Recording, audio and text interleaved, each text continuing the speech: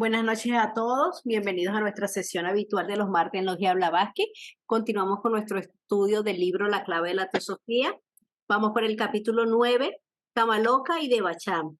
En el subtítulo, unas cuantas palabras acerca de los eskandas. Gracias. Adelante, Enrique. Muchas gracias, Caro. Como siempre, les doy una fraternal bienvenida con mucho gusto.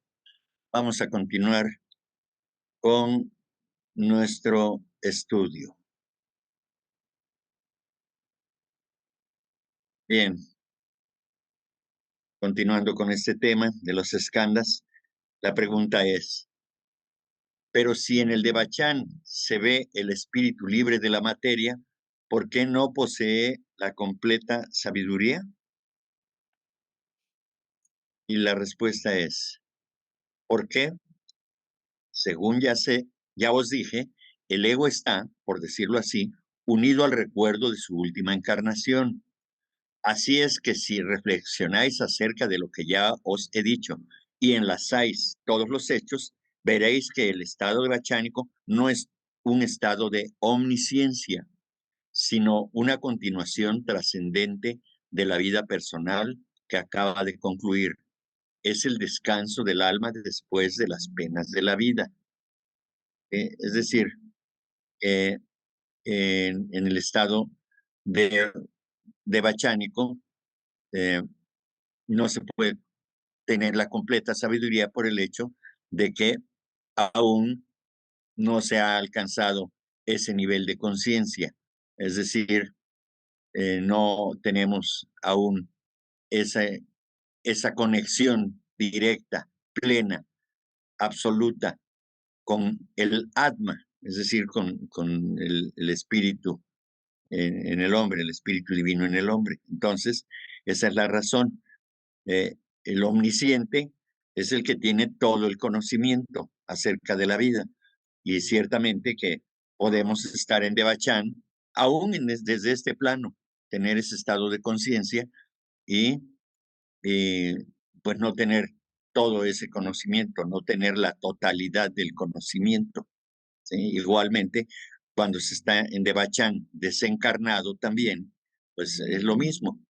Si podemos estar en un estado de paz sin haber desencarnado, este estado de paz que sea igual al estado de paz que se percibe estando desencarnado, pues entonces eso quiere decir que no somos omniscientes, solamente somos conscientes de una cierta eh, eh, estado de cosas y de circunstancias que nos permiten identificar en ese momento únicamente. Más allá, no tenemos un conocimiento pleno de lo que finalmente debe conocer cada alma encarnada y desencarnada. ¿Tienen algún comentario? Nadie, Enrique. Bien, continuamos. Oye, Enrique, yo no entendí muy bien eso de que aquí en este plano terrenal podemos vivir el Devachan. Sí, ¿De porque qué es un manera? estado de conciencia, de felicidad, de paz interna. O sea que desde este plano se puede vivir. Recordemos que el Devachan no es un lugar a donde se va, es un estado de conciencia. ¿Sí? Es eso. Por eso hay personas que tienen una paz espiritual, no importa si están enfermos o no, si, si la enfermedad no significa algo que perturbe su paz interior, pues sigue en Devachan, sigue en ese estado de conciencia, de felicidad. Eso para ciertos seres, ¿verdad? Ah, claro, solamente los que son capaces de percibirlo, Ok, capaces sí. de vivirlo, ¿sí? Sí, pero por eso quise hacer la aclaración de una vez, porque no solamente estando desencarnado se vive en el estado de Devachan, también en el estado de vigilia podemos vivir un estado de Devachan real. ¿sí? Ok, sí, gracias. De Ah, nada. Enrique, yo también quería agregar que, Sí, que es un estado ilusorio, por eso es que también no posee la completa sabiduría, porque también es un estado ilusorio. así, claro. Así es. Gracias, Caro. Muy excelente aportación, ¿sí? Porque eh, se pudiera pensar de que aunque el de Bachán es algo equiparable al paraíso o al cielo, a la gloria, de todas maneras ese es un estado ilusorio, ¿eh? Es lo que ciertamente eh, tenemos parte de una realidad que eh, acerca de lo que hemos vivido en este plano, en el plano físico, ¿sí? Pero en este plano físico, como veremos más adelante, podemos tener ideas, podemos tener anhelos y demás, y nos vamos con ellos. Los que son anhelos elevados, deseos elevados, se van con nosotros y aquello que deseamos se vuelve realidad ahí porque lo sentimos, lo percibimos así, pero es ilusorio, realmente, no existe como una realidad total. Bien, entonces continuamos. Gracias, Caro. Aseguran, sin embargo, los hombres de ciencia materialistas que con la muerte del hombre todo concluye, que el cuerpo humano se desintegra simplemente en los elementos de que está compuesto y que lo que llamamos alma es únicamente una conciencia pasajera, hija y producto indirecto de la acción orgánica, que ha de disiparse como el vapor. ¿No es extraño este modo de pensar?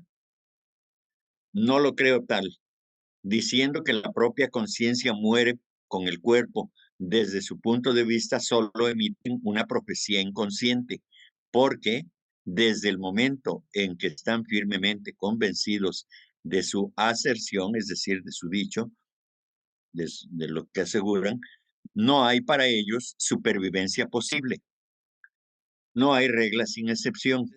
Esto de la idea del materialista acerca de que muriendo el hombre, es decir, el cuerpo humano, y se desintegra, eh, también el alma este, eh, puede o desaparece, ¿no? Entonces, porque dicen que es conciencia pasajera, hija y producto indirecto de la acción orgánica que ha de disiparse como el vapor. Aquí ya hemos hablado acerca de que eh, lo único que sobrevive a todo lo que conocemos en este plano es el alma, es decir, el mana superior, que es el ego o es la mente que reencarna, es el ser que reencarna. ¿Sí? Entonces, con todos sus defectos y con todas sus virtudes, es lo único que sobrevive. Por lo tanto, la percepción del materialista es equivocada desde el punto de vista de la teosofía, porque no hay tal cosa.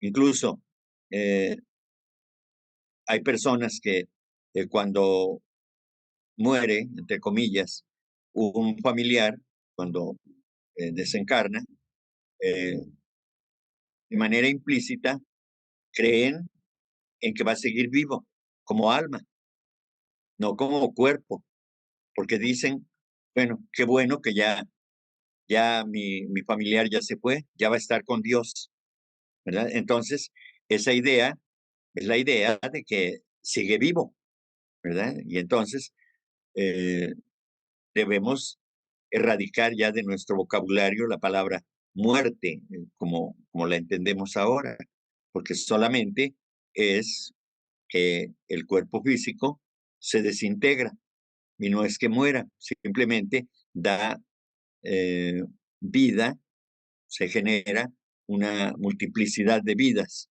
producto de la desintegración, es decir, de la desorganización. Creo que por eso mismo se le llama organismo, porque es algo organizado. Y una vez que se desorganiza, pues se convierte en millones de vidas, ¿sí? Y ya no es una sola vida, ya no es un solo paquete, ya no es un solo ente. que deambula de aquí para allá y de allá para acá. Ahora son vidas microscópicas y así hasta el infinito. Entonces, eh, el alma, como hemos estudiado en teosofía, el alma es lo único que permanece, es decir, el manas, el ego que reencarna, es lo único que permanece porque habrá de continuar su progreso evolutivo en este plano. Bien, Salomón, ¿alguna duda? Salomón. Adelante, Salomón. Oye, Enrique, ¿y qué piensan los materialistas acerca del fantasma, de los fantasmas? Me imagino que ningún materialista ha visto un fantasma, pero a lo mejor sí. Y entonces, ¿qué piensan del fantasma? Si dicen que se desintegra en cuanto el cuerpo físico se desintegra, entonces, ¿ese fantasma no lo toman en cuenta? Pues bueno, como yo nunca he hablado con ningún materialista en ese sentido, pues, o bueno, una persona que yo pueda considerar como materialista, pues es imposible que yo sepa su punto de vista, ¿no? Pero según lo que aquí se expresa, pues seguramente inventarán cualquier pretexto para decir, para negar esa posibilidad, ¿no? Entonces, pues dirán que son cosas del diablo o que O son, imaginaciones, ¿no? sí, exacto, que algo me pasó y vi algo que no existe, ¿no? Entonces, yo creo que así sería la reacción, ¿no? De las personas. Bueno, y digamos, sin que sean necesariamente materialistas, sino que son personas que no creen que eso exista, sin otorgarles la nombre o la nominación, pues, de materialista, pero hay muchas personas que yo he conocido que simplemente no creen en eso. "Ah, eso no existe, eso no es posible". Y bueno, el que se muere ya se murió y se acabó. O sea, esa idea de que se viene a vivir una sola vez y ya. Así que por eso hay muchas personas que se dedican a hacer toda clase de acciones tramposas que lastiman a los demás porque no les importa si sufren dolor por su causa, porque ellos dicen que pues egoístamente, desde luego, que se viene una sola vez en la vida y hay que gozar y hay que disfrutar de la vida lo más que se pueda, no importando si otros sufren por su causa, ¿no? Entonces, esas ideas equivocadas y que, aunque no se tenga conciencia de ello, simplemente s- son acciones egoístas, aunque se desconozca todo esto. Gracias, gracias. Enrique, y entonces, ¿cómo sería el de Bachán para estas personas que son materialistas, que no creen en nada espiritual, que no creen que exista nada después de la muerte? ¿No tienen de Bachán? Pero ¿cómo sería eso, que no tengan Pues de Bachán? Pues, en su estado de conciencia es de que siguen creyendo únicamente en lo que creyeron en la tierra, es decir, en la materia, las cosas de la materia, nada más. Eso es todo. Esa, y esa no es una felicidad comparable a la que se vive en el de Bachán, porque el materialista es egoísta, el materialista es vanidoso, o sea, vive de las opiniones de los demás o de sí mismo, se engalana a sí mismo y solamente cree en lo que ve materializado, únicamente de esa manera. El materialista, repito, es egoísta y como egoísta, entonces esos deseos, esas ideas egoístas, esa forma de pensar, no puede entrar a un estado de conciencia donde solamente pueden ingresar los pensamientos más elevados, pensamientos de amor, pensamientos altruistas, pensamientos de colaboración, de fraternidad, de amor. Eso es lo único que se puede percibir en ese estado de conciencia. Si Entonces se sería está, como, perdón, sí, adelante. sería como un vacío, Enrique. Sí, sí, efectivamente. viven en una situación que tiene que ver mucho con el plano de las emociones, de Kamaloka, en este caso, ¿sí? Y entonces viven de sus ilusiones emocionales y entonces ahí están y no, se dice que hasta los criminales y los materialistas más grandes pueden tener, aunque sea un instante, de Devachan, sin embargo. O sea, porque no se circunscribe solamente a una vida, sino a una serie de vidas atendiendo a la ley de reencarnación. Y entonces en alguna vida, pues no fueron tan materialistas.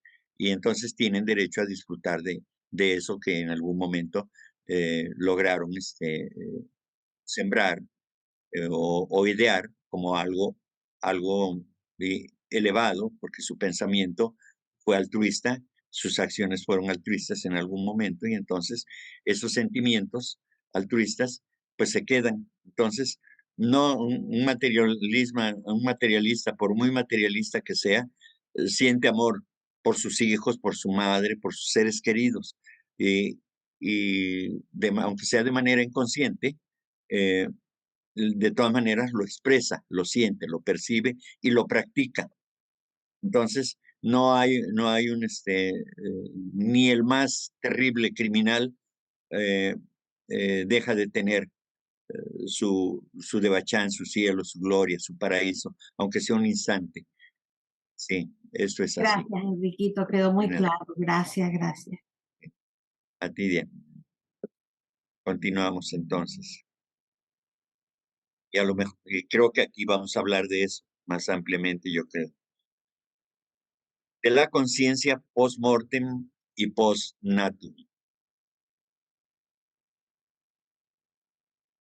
A ver, dice la llamada. Algunas partes de este capítulo y del anterior fueron publicadas en la revista Lucifer bajo la forma de un diálogo sobre los misterios de la vida futura, en el número de enero de 1889. Perdón. Ah, creo que es la primera vez que me ocurre. Bien, el artículo no llevaba firma, como si fuese escrito por el editor, pero era debido a la pluma del autor del presente volumen, es decir, era de la autoría de la señora Blavatsky. La pregunta, si la propia conciencia sobrevive a la muerte por regla general, ¿por qué ha de haber excepciones? Y la respuesta es, en los principios fundamentales del mundo espiritual no es posible excepción alguna, pero existen leyes para los que ven y leyes para aquellos que prefieren permanecer ciegos. Es decir, hay reglas o hay leyes que definitivamente no nos permiten hacer excepción sobre las reglas que el hombre puede establecer. Las leyes eternas se cumplen y eso es lo que en el mundo espiritual existe. En el mundo espiritual no hay excepciones. Es decir, la ley de karma es del mundo espiritual y la ley de karma aplica para todos los hombres, para toda la humanidad. La ley de reencarnación es una ley espiritual y por lo tanto aplica para todos. Y en función del karma, entonces, precisamente, la conciencia que sobrevive a la muerte, sobrevive sin excepción, ¿verdad? No es que una sobreviva y otra no. La conciencia sobrevive, porque aunque sea una mínima parte de conciencia, sigue presente, sigue viva ahí. No puede desaparecer. ¿Por qué? Porque es aquello que es eterno, es el espíritu eterno, el manas que reencarna. Esa energía no desaparece, permanece a través del tiempo y del espacio. Bien, la pregunta es, esto lo comprendo perfectamente. Solo se trata en este caso de la aberración del hombre ciego, que niega la existencia del sol porque no lo ve, mas después de la muerte sus ojos espirituales lo obligarán seguramente a ver. ¿Es esto lo que queréis decir? Es una respuesta larga que vamos a ir aclarando. Ni se lo obligará, ni verá nada. No se puede obligar. Habiendo negado con persistencia durante la continuación de la existencia después de la muerte, no podrá verla. Es lo que ya explicábamos. Si aquí estamos negados en este plano a reconocer algo o a aceptar algo, pues entonces en el otro plano no hay nada que hacer, porque es aquí donde se vive, es aquí donde se paga, es aquí donde se siembra, y entonces la cosecha llega al otro plano. Y entonces todo lo que sembramos aquí ya no tiene modificación. En el estado de Devachan o de Kamaloka no se puede cambiar nada. Con lo que llega uno ahí, pues eso permanece, ¿sí? Pero solamente en el caso de Kamaloka, pues solamente se desembaraza, se deshace uno de eso, pero no deja de existir, porque queda guardado en la luz astral, como ya habíamos dicho en ocasiones anteriores. Bien, entonces, todo lo que creamos podemos visualizarlo, podemos vivenciarlo en el otro plano, es decir, en el plano de Bachánico. En lo que no creemos, eso no avanza, simplemente porque deja de existir en ese sentido, en el plano de Bachánico, desde luego. Bien. Luego dice, al insistir en que debe ver, os referís evidentemente a una cosa y yo a otra. Habláis del espíritu, de la llama, de Atma, en una palabra. Es decir, cuando se habla del espíritu, ¿sí? Del espíritu, creo que se refiere, por ejemplo, en este caso, si nos refiriéramos al espíritu divino, diríamos que es Atma, pero si nos referimos a la llama de la llama, la llama con minúscula sería Atma, y la llama con mayúscula sería el absoluto, del cual depende Atma. Ahora, si nos referimos a la llama, que es la mente superior, o sea, el ego que reencarna, a esa alma que reencarna, sería la pequeña llama que es producto o que emana de la llama espiritual átmica, que sería Atma, en este caso, trayéndolo a la vida del hombre. Espero que haya quedado claro, y si no, pues es tiempo de reclamar. ¿Quedó claro? Enrique, A ver. si una persona fue muy materialista durante casi toda su vida y a últimas instancias, no por miedo ni por temor a que vaya a ser castigado después de esta vida, se vuelve espiritual, me imagino que tendrá la proporción que le correspondería en el de Bachán. No sé si me Sí, explico. sí, pues claro, sí. Si ya, bueno, ya en los últimos días o en sus últimas semanas, no precisamente en el último momento, que ahorita explico eso también. Eso pues puede cambiar un poco, desde luego, si lo hace con verdadero afán, con el anhelo de, pues sí, que lo hace firmemente, pues sí, eso se lo lleva, sí, definitivamente. Ahora bien, se ha insistido en varias pláticas que dan otros conferencistas acerca de que el, el, el desencarnado, para el desencarnado es muy importante el último pensamiento que tenga y la última sensación que tenga durante la desencarnación. Y ese pensamiento es lo que le guía a su nuevo estado de conciencia.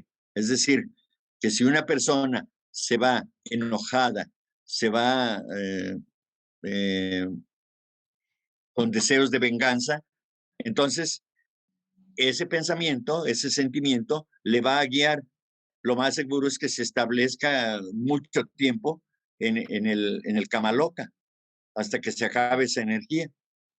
Pero si tiene pensamientos elevados de altruismo, de amor hacia los demás, a sus familiares, a quien sea, eso lo conduce seguramente al Devachan. Desde luego que no olvidemos que no, esto no es definitivo, es decir, que no por el hecho de haber pensado que en el último momento, que a través de pensamientos y sensaciones, manifestaciones altruistas, no tendrá que pagar las consecuencias de todo lo que hizo anteriormente. Es decir, todo queda registrado y obviamente que tendrá que sufrir si fuera el caso.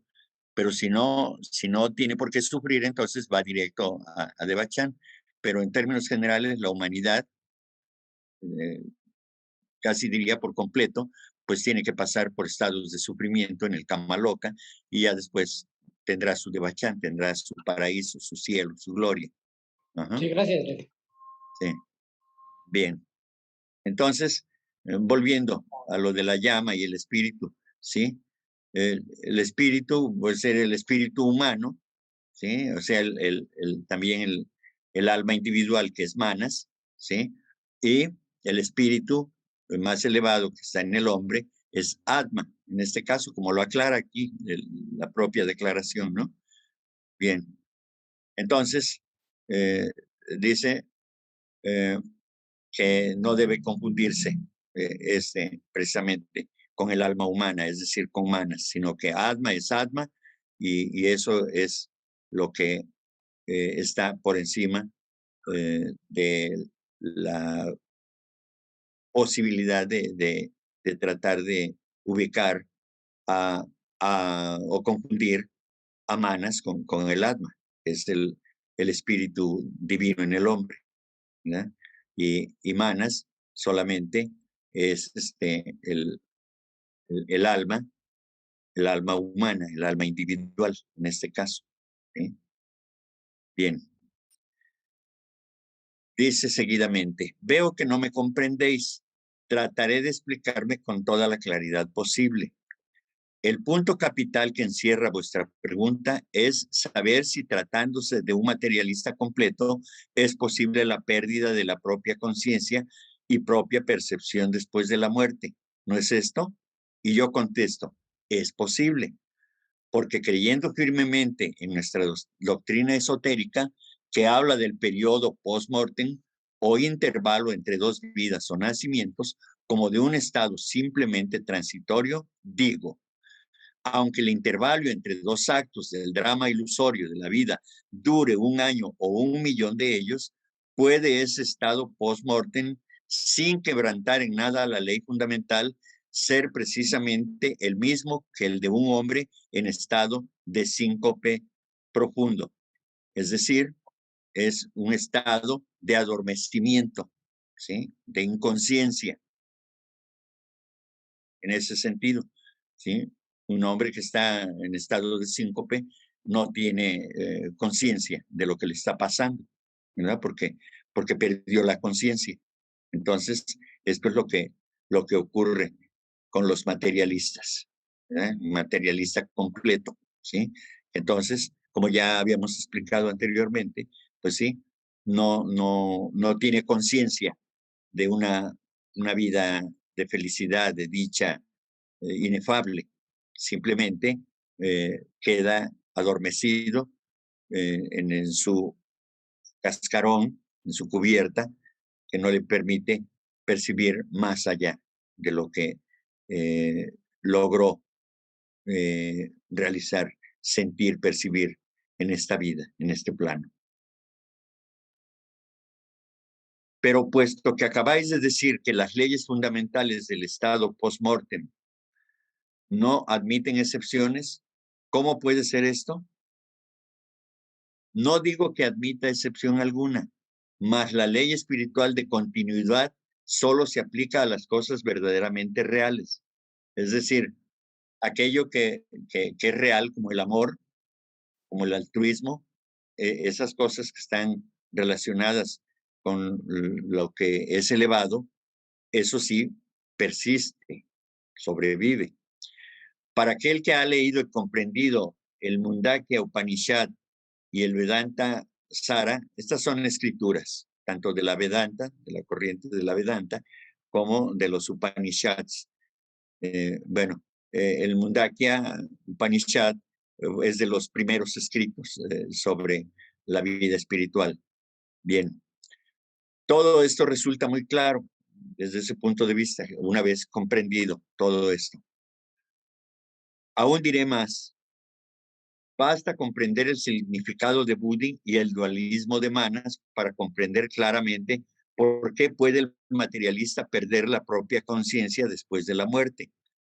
Como Manas, en su aspecto inferior, es el centro de la inteligencia terrestre, solo puede dar aquella percepción del universo que está basada en la evidencia de esa inteligencia. No puede darnos la visión espiritual. Creo que aquí queda bastante claro, ¿no? Es decir, eh, necesitamos comprender el significado de Buddhi, es decir, la intuición, la razón pura, que es Buddhi, ¿sí? Si no comprendemos eso, pues entonces no podemos hablar de ello, ¿sí? Podemos, sí, aquí decir un discurso de lo que, repetir lo que dicen las escrituras, pero no podemos dar, nosotros mostrar una experiencia vívida, porque no la hemos vivido, por lo menos es mi caso. Y si en algún momento he percibido eso, pues ha sido como un relámpago, algo solamente instantáneo, ¿sí? Solamente así, quizá en algún momento pudiera yo haber experimentado el plano búdico en algún instante, ¿verdad? Porque es demasiado elevado para la humanidad en general, ese estado de conciencia. Y cuando habla del dualismo de Manas, habla de que a Manas para su estudio se le clasifica como Manas superior y Manas inferior. Manas superior es la parte que busca, que es la misma mente, pero que en su parte superior busca alcanzar a Buddhi precisamente, ese estado, y que en esa lucha trata de atraer hacia su nivel, hacia su plano más elevado, a la mente inferior, trata de purificarla para que ya sea un solo cuerpo, aunque eso de cuerpo es entre comillas, porque Manas no es un cuerpo, es un principio, es una esencia solamente, ¿sí? Bien, entonces, en este sentido, pues el materialista pues pierde su conciencia, es decir, la conciencia individual, que es la mente superior, llamada manas en sánscrito, pues se queda completamente perdida, nublada ahí en la oscuridad y no se puede manifestar, ¿sí? Aunque siga existiendo, pero por el momento queda disociada, entonces es como si estuviera muerta, ¿sí? Bien, entonces dice la escuela oriental que entre Buddhi y Manas, es decir, el ego que reencarna, o Isvara y Prajna, Isvara es la conciencia colectiva de la deidad manifestada, Brahma, es decir, la conciencia colectiva de la hueste de los Yanchohans, y Prajna es la sabiduría individual de estos. Bueno, esto quizá la próxima sesión aclaremos esto, pero seguramente es un texto más extenso, ¿no? Bien. Dice la escuela oriental, otra vez, que entre Buddhi y Manas, el ego, o Isvara y Prajna, no hay diferencia en realidad que la que existe entre un bosque y sus árboles, un lago y sus aguas, según enseña el Mundakya. Un centenar o varios centenares de árboles muertos por falta de vitalidad o arrancados de cuajo no impiden, sin embargo, que el bosque siga existiendo, siga siendo un bosque. Y así es. efectivamente, ¿no? El hecho de que no podamos tener esa visión espiritual no quiere decir que esa parte espiritual va a desaparecer, como el ejemplo del bosque que acabo de mencionar, ¿no? Entonces, eso, desde luego, que sobrevive. Que no pueda manifestarse es una cosa, pero no deja de existir. Lo espiritual no deja de existir. Deja de existir lo material en cuanto a la forma, solamente porque recordemos que todo lo que existe, pues es una expresión que tiene que ver con los grados de manifestación solamente o los grados de densidad, pero todo es espíritu, por supuesto. ¿Sí? Sí, oye, Enrique, Sí. con respecto a estos materialistas, se podría decir que el principio, bueno, el mana superior, no se ha, o sea, está latente, pero no manifestado en ellos. Así es, Ok, sí. Todo, la divinidad que está en nosotros no puede manifestarse todavía. Entonces, es decir, yo ya me fui no solamente a la cuestión del ego que reencarna, sino más allá. Es decir, el Dios que vive en nosotros no se puede manifestar porque tenemos que trabajar mucho todavía para que pueda hacerse manifiesto. Eso es todo. sí, gracias. Nada más quería aportar que ahorita con lo que has descrito, Enrique, me viene a la memoria lo que en otras clases hemos aprendido como la llamada segunda muerte en los estados post-mortem. Esa lucha que se da entre nuestro aspecto inferior y nuestro aspecto superior, ¿verdad? Es cuando, y en una de las cartas de los maestros, o tal vez en más de una, Enrique nos ha enseñado que, bueno, el maestro dijo que esto es semejante a una flor, ¿no? Que cuando una flor se marchita, pues por un lado se marchita, pero por otro lado deja un aroma.